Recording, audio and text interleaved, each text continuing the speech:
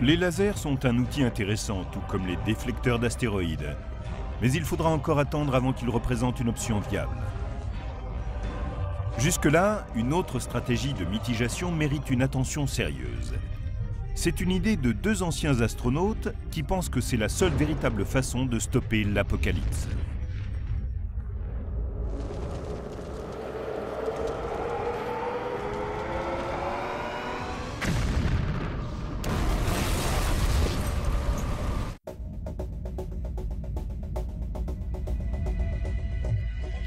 De toutes les propositions, la plus efficace pourrait être ce qu'on appelle le Gravity Tractor ou tracteur gravitationnel.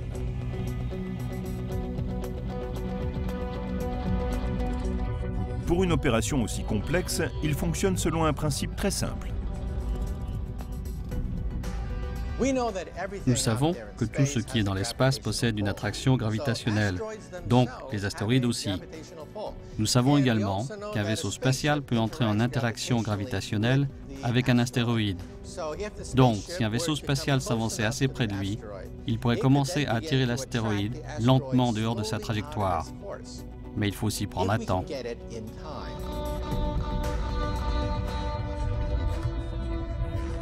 Développé par la fondation B612, ainsi nommé d'après l'astéroïde du Petit Prince de Saint-Exupéry, le tracteur gravitationnel gagne en popularité en raison des efforts de ses défenseurs, les deux anciens astronautes, Ed Lu et Rusty Schweickart. Le tracteur gravitationnel est un concept de déflexion très faible mais très précis. Nous ne recommandons pas de l'utiliser pour ce que nous appelons une déflexion primaire, c'est-à-dire pour faire en sorte que l'astéroïde rate la Terre.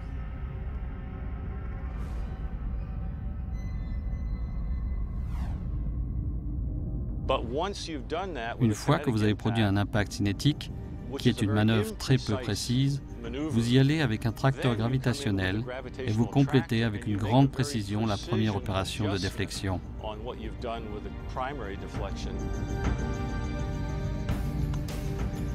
L'emploi du tracteur gravitationnel est l'une des rares déviations d'astéroïdes qui soit vraiment réaliste. Les deux seules opérations envisageables à l'heure actuelle sont l'emploi de l'impacteur cinétique, où l'on frappe l'astéroïde à partir d'un vaisseau spatial, ou du tracteur gravitationnel. Sinon, le reste relève pour l'essentiel de la science-fiction. Alimenté par moteur à ions et panneaux solaires, le tracteur gravitationnel est de la taille d'une voiturette de golf et pèse à peu près le même poids. Il est tout petit à côté d'autres vaisseaux spatiaux, mais assez grand d'après ses défenseurs pour poursuivre le travail après un impact cinétique.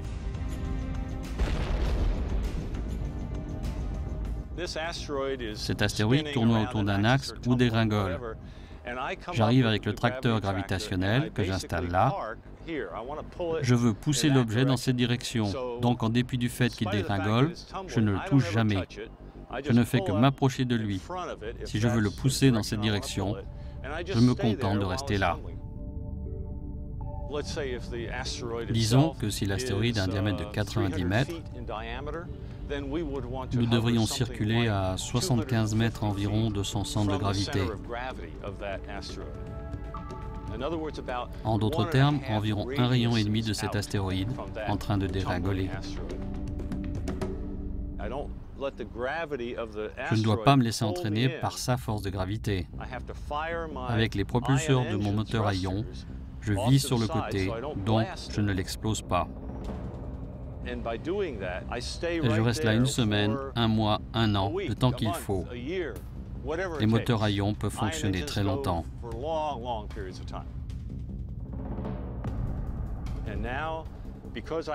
Et comme j'ai un transpondeur radio dans mon tracteur gravitationnel, on peut suivre très précisément l'opération depuis la Terre et m'informer exactement du changement d'orbite que j'ai infligé à l'astéroïde. On remodèle ainsi le système solaire sans toucher à rien. Cette capacité à effectuer des mouvements contrôlés et précis est l'atout principal du tracteur gravitationnel.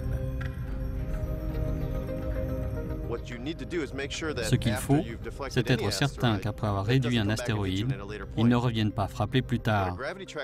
Le tracteur gravitationnel permet de mesurer précisément sa direction et d'effectuer de légères corrections pour être certain qu'il ne puisse plus rencontrer la Terre.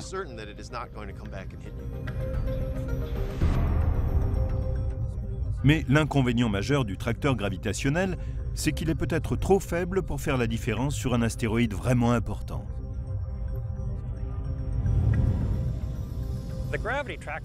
L'emploi du tracteur gravitationnel exige du temps. Pour qu'il soit efficace, il faut que l'astéroïde mesure moins d'1 kilomètre, peut-être 150 à 300 mètres, qu'il soit de la taille d'Apophis ou plus petit.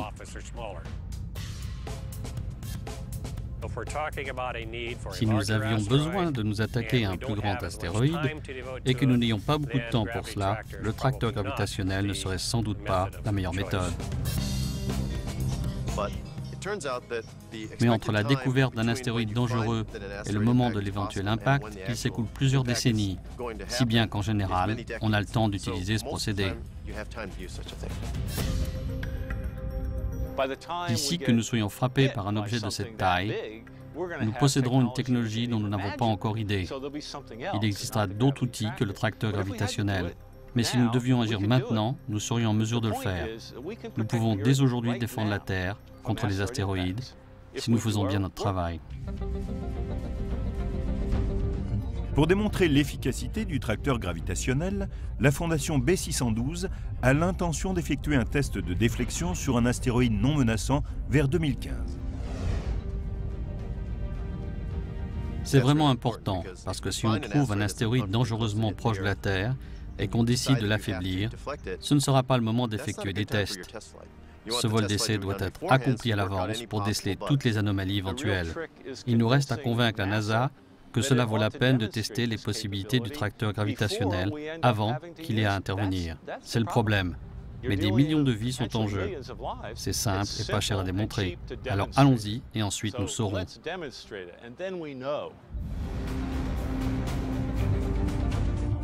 Ceci nous mène à notre troisième et dernière étape pour stopper l'apocalypse. Qui décide quand et quoi faire si un astéroïde nous tient dans sa ligne de mire?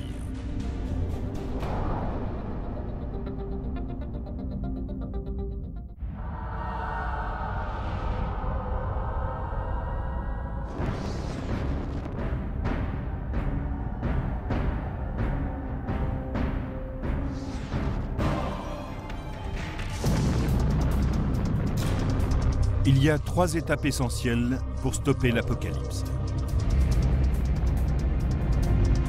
Les 2 premières sont la détection et la mitigation.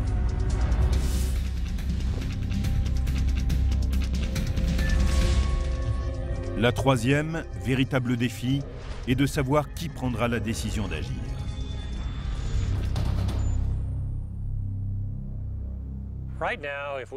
Si nous apprenions à l'instant même qu'il allait se produire une catastrophe de ce type, il y a des chances pour que nous tournions en rond et que rien ne soit fait à temps. Il est important d'établir un protocole. Si un astéroïde se présentait, que devrions-nous faire? Cette question devient urgente. Les télescopes sont de plus en plus grands et efficaces, comme ceux du projet Pan-STARRS, pour Panoramic Survey Telescope and Rapid Response System. Pan-STARRS est un projet de l'Université de Hawaï qui pourrait bien révolutionner la recherche des objets proches de la Terre ou NEO. L'idée est d'avoir un télescope à très grand champ avec un immense champ de vision. Il peut ainsi aller plus loin et plus vite dans l'espace et couvrir une étendue plus large du ciel chaque nuit. Les nouveaux programmes comme Pan-STARRS vont accroître le taux des découvertes. Et une fois que nous aurons trouvé la majorité des objets, nous pourrons facilement les suivre sur un siècle et voir s'ils représentent ou non un problème.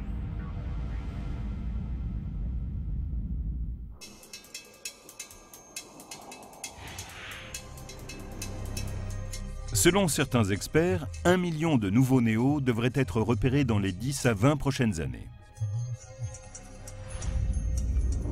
Il viendrait s'ajouter aux plus de 5000 que nous connaissons déjà. Mais il est toujours possible qu'un objet spatial, une comète par exemple, échappent à la détection et viennent nous frapper.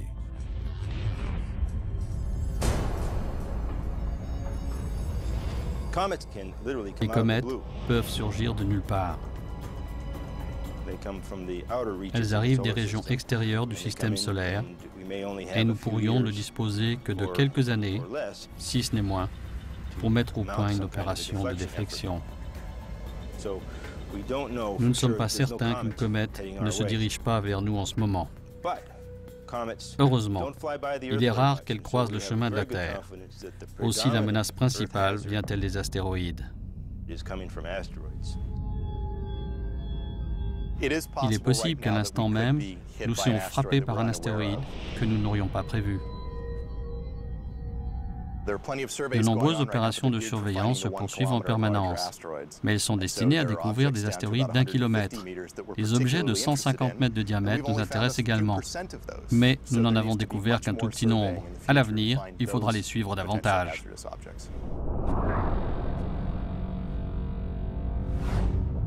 À l'heure actuelle, il n'existe aucun protocole qui indiquerait ce qu'il faut faire, à quel moment et qui prendrait les décisions en cas d'impact imminent.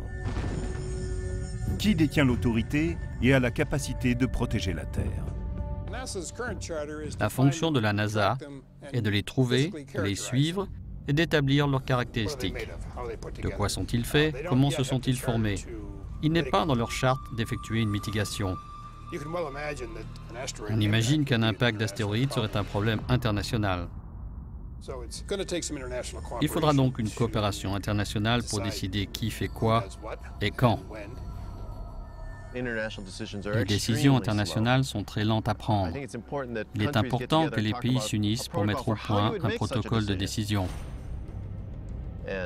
Car s'ils commencent à se disputer, à chicaner au moment où un objet se présente, il peut leur falloir un temps fou avant de faire quoi que ce soit. La bonne nouvelle, c'est que cela pourrait en théorie unir les peuples du monde autour d'un sujet qui nous concerne tous. Et nous pourrions travailler tous ensemble pour résoudre le problème. La planète entière est un danger. Il ne s'agit pas seulement d'un pays ou des nations qui se sont lancés dans la conquête spatiale. Pour finir, ce sera peut-être elles qui auront la responsabilité d'agir, mais qui payera? Qui dira on y va? Qui prendra la responsabilité? Nous travaillons avec les Nations Unies pour qu'elles soient prêtes à prendre des décisions rapides. L'Association des explorateurs de l'espace, une organisation internationale de spationautes, a soumis ses recommandations aux Nations Unies en 2009.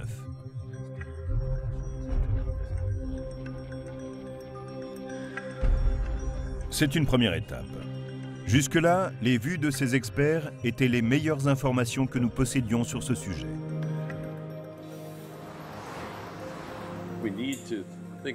Nous avons besoin de comprendre que c'est important pour la Terre, pour nos enfants. C'est important pour les gens qui viendront après nous. Nous avons le désir de préparer ce moment et de leur donner des outils afin que si un tel événement survenait un jour, ils aient les moyens et les connaissances nécessaires pour résoudre le problème. Nous pourrions assister à un nouvel événement comme celui de la Tunguska, qui éliminerait de la carte une ville entière. Sur des millions d'années, sur 50 millions d'années, il est possible que survienne une catastrophe qui anéantirait la vie. La prudence impose de s'en préoccuper dès aujourd'hui, car personne ne sait quand se produira le prochain impact. Tout ce que nous savons, c'est qu'il est déjà en route.